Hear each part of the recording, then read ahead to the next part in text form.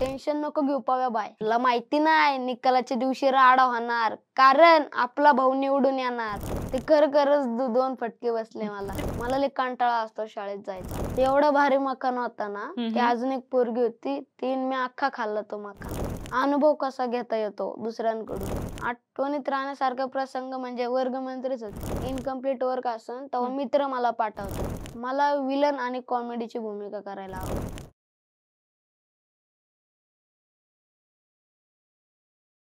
नमस्कार, MLA talk show मध्ये तुमचं मनापासून स्वागत आहे. मी आहे तुमची होस्ट अभिलाषा. फेसबुकवर सर्च करा एमएलए महाराष्ट्रीयन लेडीज असोसिएशन आणि लगेच जॉईन करा.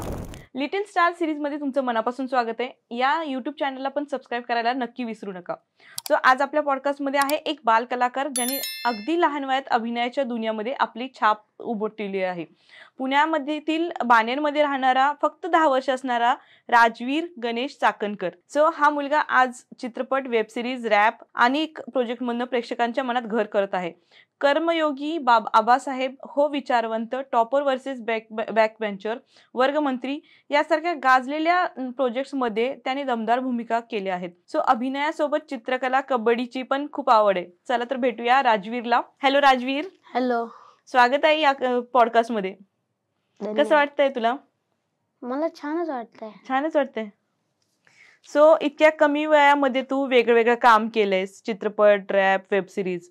सो ह्या माध्यमातून वेगळा अनुभव काय वाटतं तुला? म्हणजे जेव्हा कोरोना काळ होता ना, लॉकडाऊन पडलेलं, तेव्हा म्हणजे ऑनलाईन क्लासेस व्हायचे ना.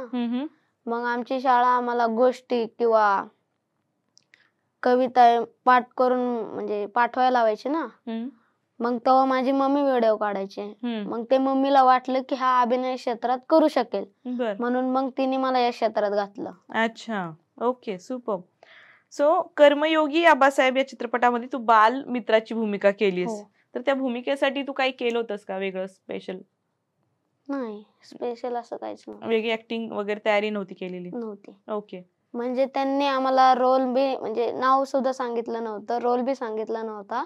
डायरेक्ट तिथे गेल्यावर सांगितलं, फक्त सीन सांगितलं त्यांनी, बाकी काहीच नाही सांगितलं. ओके.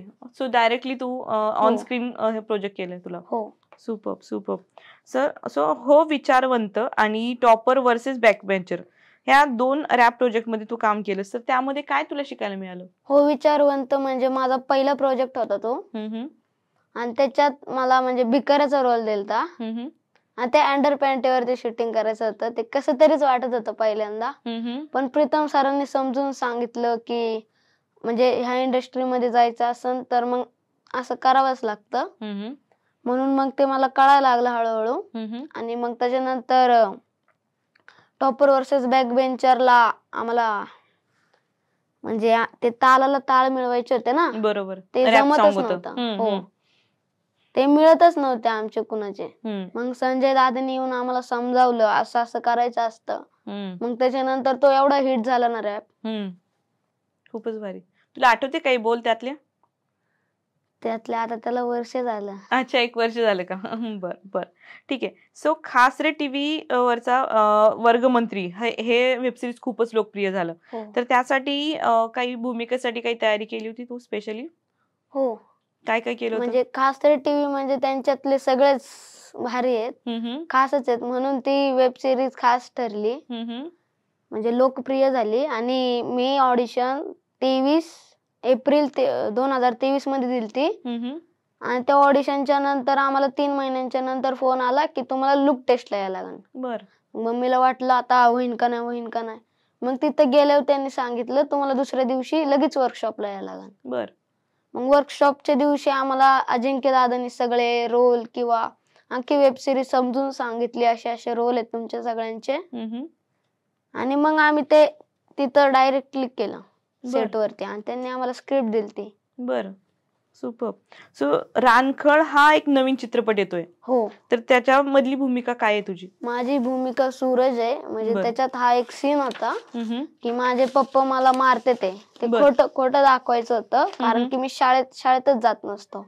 मला लय कंटाळा असतो शाळेत जायचा, म्हणून मी असं कट्ट्यावरती जातो. खोटं ढकलायचं होतं, खरंच ढकलतात. अरे बापरे. नशीब मी कसं तरी सावरतो. आणि ते म्हणजे खरं नव्हतं मारायचं खाली आल्यावरती, ते करच 2 फटके बसले मला. अरे ओके. सो अभिनय, चित्रकला त्यासोबत तुला कबड्डीची पण आवड आहे. सो तुला सगळ्यात जास्त जेव्हा वेळ मिळेल सगळ्यात जास्त काय करायला आवडेल? चित्रकला. चित्रकला. ओके. सो शाळा, अभ्यास, शूटिंग, छंद हे सगळ्यामध्ये कसं म्हणजे वेळ कसं मॅनेज करतो तू? टीचर, आमच्या शाळेतले किंवा मम्मी पप्पा किंवा मित्र खूप सपोर्ट करतात मला. आणि मग जेव्हा बी इनकम्प्लीट वर्क असेल तेव्हा मित्र मला पाठवतात. बर. मग ते नंतर कम्प्लीट करून मग ते द्यायला लागतं शाळेत. बर. दुसऱ्या दिवशी लई टेन्शन असतं. बर. मम्मी पप्पा हेल्प करतात का मग लिहिण्यासाठी? हा. नाही मी लिहितो. तू स्वतः लिहितो? हो. बर. आणि मग सेटवर काही शूटिंगच्या दरम्यान काही गमती जमती होतात का? खूप झाल्यात. एखादी शेअर कर ना आमच्यासोबत. आता ते माझा तो डायलॉग कुठला फेमस झालता, त्याच्यात म्हणजे संजय दादा किंवा अजिंक्य दादाने सांगितलेलं हा तुझा डायलॉग खूप फेमस होणार. आणि ते हात मोडलेला दाखवायचा होता ना, तर ते नंतर ते असं समोर आलं का ते म्हणजे लय मजा येत होते ते बघायला. बर. काय होता डायलॉग तो? टेन्शन नको घेऊ पव्या बाय, मला माहिती नाही निकालाच्या दिवशी राडा होणार, कारण आपला भाऊ निवडून येणार. बर. हा डायलॉग होता तुझा? हो. आणि तुला आवडलेला? हो. अच्छा. आणि काही असं एकदम आठवणीत राहण्यासारखा काही प्रसंग घडला होता? आठवणीत राहण्यासारखा प्रसंग म्हणजे वर्गमंत्रीच होती. कारण की त्याच्यात खूप दिवस अनुभव आला किंवा खूप दिवस त्याच्यात काम केलं मी, त्याच्यातून वेगळे वेगळे एक्सपिरियन्स भेटत गेले किंवा कशी ऍक्टिंग करायची असते हे कळालं किंवा मोठे मोठे ऍक्टर्स कसे ऍक्टिंग करतात हे कळालं. खूप काही शिकायला मिळालं. भारीच भारीच. इन फ्युचर मध्ये तुला कुठल्या प्रकारची भूमिका करायला आवडतील?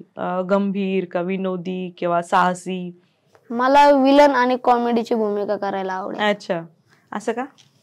कारण की माझे जे फेवरेट ऍक्टर आहेत ना ते विलन होते. कोण? निळू फुले. बर. कारण की ते काहीतरी वेगळंच होते ना. आणि कॉमेडी मध्ये कोण आवडतं तुला? विनायक माळी. बर. माझा फेवरेट ऍक्टर. अच्छा. हो. कुठल्या सिरियल मध्ये कुठल्या पिक्चर मध्ये काम केलं त्यांनी? पिक्चर नाही, म्हणजे ते युट्यूबला असतो. विनायक माळी का? हो. बर. सो मराठी आणि हिंदी चित्रपट दोन्ही कलाकारांमधनं तुला काय शिकायला मिळालं आतापर्यंत? तू मराठी आणि हिंदी दोन्ही मध्ये काम केलंस ना? हिंदी नाही केलेलं. अच्छा, हिंदी मध्ये नाही केलेलं. ओके. सो काय मराठीमधनं काय शिकायला मिळालं तुला? मराठीमधनं शिकायला मिळालं की अनुभव कसा घेता येतो दुसऱ्यांकडून. बर. किंवा दुसऱ्यांची ऍक्टिंग कशी बघायला मिळते मराठीमधून. बर. किंवा मराठी भाषेचं अजून ज्ञान येतं. बर. भारी. सो रिसेंटली एक ऍडव्हर्टाईज केली आहेस दिवाळीमध्येच बहुतेक, मखानाची ऍडव्हर्टाईज केली. हो. सो त्यातला काहीतरी अनुभव शेअर करशील? म्हणजे ते तिथे गेलो ना, ते मखाना खायला लावायचे होते टेबलच्या खाली बसून. ते एवढा भारी मखाना होता ना, की अजून एक पोरगी होती तीन मी अख्खा खाल्ला तो मखाना. अच्छा. ते सीन साठी उरलाच नाही. ओके. भारी. सो ज्यांना ऍक्टिंग क्षेत्रामध्ये यायचं त्यांना तू काय सांगशील? एवढा मोठा नाही की मी सांगू शकेन, एवढा बारीक बी नाही की बोलू शकेन. त्यामुळे एक सांगतो की तुम्ही प्रयत्न करत राहा, कधी ना कधी यश येतच. अरे वा, सुपर सुपर. सो आज इंटरव्ह्यूची तयारी कोणी करून घेतली? तयारी नाही, काहीच नाही केली? नव्हती केली. ओके. आणि मग घरी असं कोणी म्हणतं का की आता अभ्यास आहे, ऍक्टिंग कडे थोडं थांबवा, असं घरात होतं का कधी बोलणं तुमच्यात की खूप ऍक्टिंग होतीये, आता थोडं अभ्यासाकडे पण लक्ष द्या, असं कोणी म्हणतं का घरातलं? घरातलं नाही म्हणत, पण टीचर म्हणतात शाळेतले. अच्छा. ओके. सो राजवीर, तू आज इथं आलायस आणि खूप मस्त गप्पा मारल्यास, खूप छान गोष्टी शेअर केल्यास, त्याबद्दल तुला मनापासून धन्यवाद. थँक्यू. मस्त. थँक्यू.